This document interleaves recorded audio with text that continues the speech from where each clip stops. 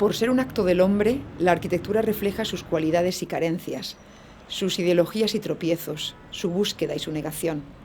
La arquitectura como producto de la colectividad humana está creada a su imagen y semejanza. Leer la arquitectura, la ciudad, sus esquemas básicos y sus proyecciones es entender la filosofía humana, pero sobre todo su capacidad de plantear sus objetivos y resolver sus problemas. La apariencia de los edificios y de los objetos que usamos y que forman nuestro entorno tienen una función psicológica que está separada de su uso práctico. Si pensamos en la ciudad como la suma de sendas, bordes, hitos, plazas y demás elementos que la forman, la belleza irá más en función de la calidad del servicio que la ciudad ofrezca a sus habitantes. La ciudad será más bella en la medida en que sus habitantes puedan desarrollarse mejor en todos los aspectos de la vida urbana. Y en este sentido, cada espacio se debe a sus habitantes y sus circunstancias a través de la historia. Las ciudades bellas se han adaptado mejor a la vida de sus habitantes que las que no lo son. O visto desde el otro ángulo, ha habido sociedades que entienden mejor sus circunstancias y necesidades y han podido resolver su espacio urbano de la mejor manera. Todo está relacionado con nosotros mismos. El entorno nos influye mediante su dimensión, luz, sombra y color. Nuestra condición es completamente dependiente del hecho de vivir en la ciudad o en el campo, de si nos encontramos en una habitación grande o pequeña. Nuestras reacciones ante estas condiciones son completamente inconscientes y solo las registramos en casos especiales. Entender el concepto que significa caminar, sentarse, disfrutar del sol, la sombra, la tierra, es necesario si se quiere alcanzar la armonía entre el espacio que se crea y lo que en él se va a desarrollar. La base de la arquitectura debe ser el bienestar. Este debería ser nuestro punto de partida, trasladar las reacciones inconscientes hacia la conciencia, cultivando nuestra capacidad para percibir estas condiciones y su influencia en nosotros. Por medio del contacto con el entorno, encontramos el camino hacia la esencia de la arquitectura. Hablamos con Almudena Mateo Sagasta sobre arquitectura humana. La arquitectura como función prioritaria es dar una respuesta a la sociedad, es el elemento en el que tiene que estar la sociedad. O sea, la arquitectura tiene que ser humana, tiene que ser para los hombres, está hecha para ellos, ¿no?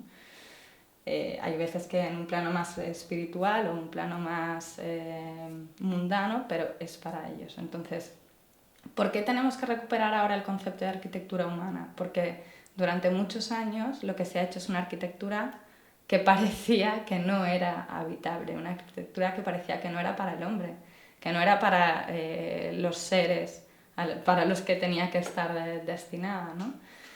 Hemos hecho ciudades que son muy difíciles de vivir porque durante mucho tiempo se ha planificado la ciudad en base a un concepto de progreso que era el hombre que tenía una edad media y que se movía en coche para ir a su lugar de trabajo. Entonces las ciudades en ese momento se han visto absolutamente colapsadas e invadidas por los coches, por el vehículo motorizado, sin darnos cuenta de que nos estaban ocupando, esas máquinas estaban ocupando el espacio de los seres humanos, que seguramente no son la mayoría. Hay muchas formas de resolver, me refiero el usuario que utiliza la máquina, para el coche, para irse al trabajo, al final es una minoría. Las ciudades están sobredimensionadas para esos sistemas circulatorios, ¿no? Ahora nos han invadido el espacio y hemos perdido todas las formas de vivir la ciudad diferentes, que puedan ser desde entender que a los centros de trabajo o de compra o de escuela se puede acceder fácilmente caminando, se debería poder acceder fácilmente caminando, que requerimos para relacionarnos de espacios públicos agradables y suficientemente dimensionados para que se puedan establecer relaciones humanas, para que haya contacto, para que haya situaciones de relax. Las ciudades podían estar planificadas de una forma muy diferente, ¿no? Entonces, la arquitectura humana yo creo que es un reclamo, es una necesidad en estos momentos de volver a pedir, a buscar esos espacios dentro de la ciudad. En una situación de poscrisis en la que, analizando el entorno que tenemos, nos damos cuenta de que hay un stock inmobiliario y una serie de edificaciones que se han construido sin tener un usuario que las demandara y por tanto se han quedado vacías. Y por otro lado, en el momento en que la gente ha visto disminuida su capacidad adquisitiva, su poder adquisitivo, y de repente no podía acceder a necesidades básicas que tenía, surge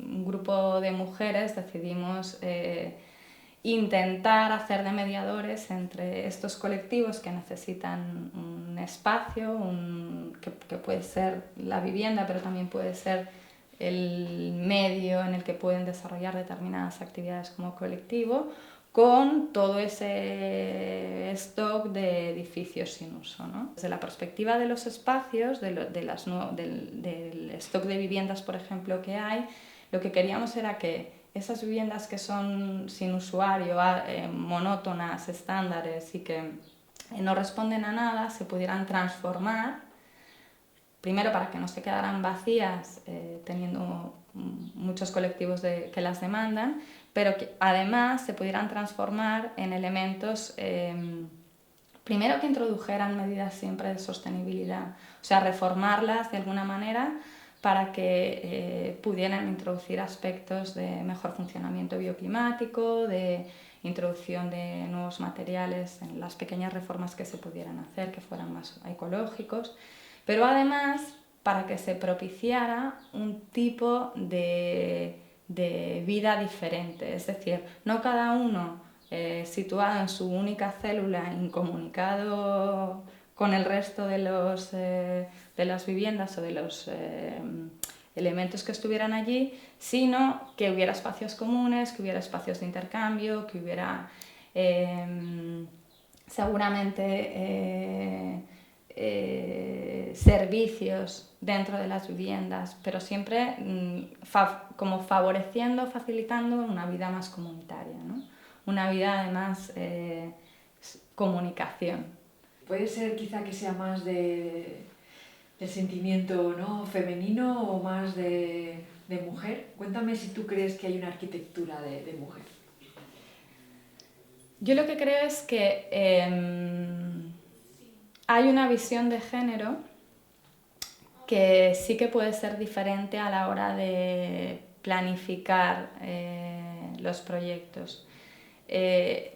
No necesariamente tiene que partir de una mujer, pero sí que actualmente, quiero decir que hay hombres en estos momentos que también introducen esta visión de género, pero sí que originalmente parte de la forma que tiene la mujer de concebir desde su vida a la vida de los demás y al espacio que se necesita para que eso ocurra, ¿no? La visión de género ha sido muy interesante porque parece que es la que ha puesto la atención en lo que antes hemos llamado la arquitectura más humana. Es desde las mujeres, desde donde surge la necesidad como usuarias de cambiar determinadas cosas de la ciudad, de decidir que los espacios no eran amables para ir con los niños al colegio, que no tenían sitio donde pasear con los ancianos, o sea, siempre hay un papel dentro de la mujer que va más allá de sus propios límites, se extralimita a cuidar todo el entorno que tiene alrededor, y eso actualmente no es patrimonio exclusivo de la mujer, hay muchos hombres que lo comparten, pero sí que la visión, cuando se ha introducido y desde un momento en el que se necesitaba introducir porque estábamos transformando las ciudades en lugares poco vivibles, parte de una visión de las mujeres, o sea, sale de determinadas mujeres que lo reclaman, o no tanto que lo reclaman, sino que empiezan a entrar en posiciones. Claro, la introducción de la mujer en posiciones de decisión, de gestión de espacios de la ciudad, ha sido tardía, y cuando lo ha hecho, o sea, seguramente después del hombre, y cuando lo ha hecho, inicialmente lo ha hecho imitando patrones masculinos. Luego ha tenido la capacidad y la fuerza para reclamar esos otros espacios que parecían, o esos otros colectivos, esas otras necesidades que la mujer detectaba que parecían más olvidados, ¿no? Otros rangos de edades, no solo el hombre de edad media, sino lo que hemos dicho, los ancianos, los niños, pero también la visión de los excluidos por parte de la mujer, la visibilidad de esas personas más excluidas ha sido muy importante también en casos, por ejemplo, de inmigración o de segregación por clases, o sea que sí que creo que está dentro de la psicología femenina el tener en cuenta todo eso, y ha sido desde mujeres, desde el momento en que las mujeres han podido decidirlo, cuando todo eso sale, y actualmente se habla de visión de género, pero no necesariamente la tienen que ejercer mujeres o la ejercen mujeres. ¿Qué tipo de proyectos podríamos dar servicio? Pues por un lado pueden ser cooperativas que buscan una vivienda y que quieren transformar esa vivienda según sus necesidades, pero también pueden ser pues un espacio para las madres que acaban de parir y que están en una situación tan complicada como la época posparto, donde puedan compartir sus experiencias con otras madres y además cuidar a los niños de una forma conjunta. O puede ser un hogar para personas mayores que no necesitan irse a una residencia porque no necesitan tanta asistencia, pero que se van a sentir mucho más acompañados y mucho más seguros en un entorno amable en el que hay personas como ellos, pero también puede venir a trabajar personas con las mismas capacidades que ellos, de su edad, pero también con asistencia técnica especializada, con zonas donde puedan realizar todo tipo de actividades con el tiempo que tienen para realizarlas, ¿no? Ahí, o sea, puede ser muy amplio, ¿no? ese mundo de las demandas colectivas. ¿Por qué decidiste estudiar arquitectura?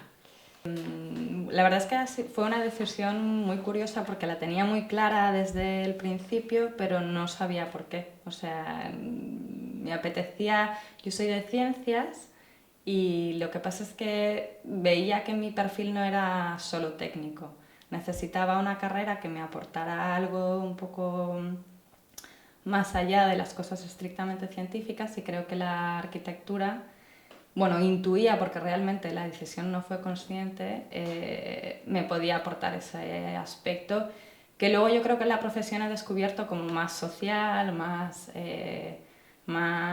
en contacto con la gente, y poco a poco durante la carrera pues he ido descubriendo un mundo inmenso, ¿no? O sea, en la carrera y luego en la profesión menos, pero en la carrera descubrí todo el aspecto artístico, el de la gestión de los espacios, el de la arquitectura como objeto artístico, como elemento de belleza, ¿no? Que fue muy bonito.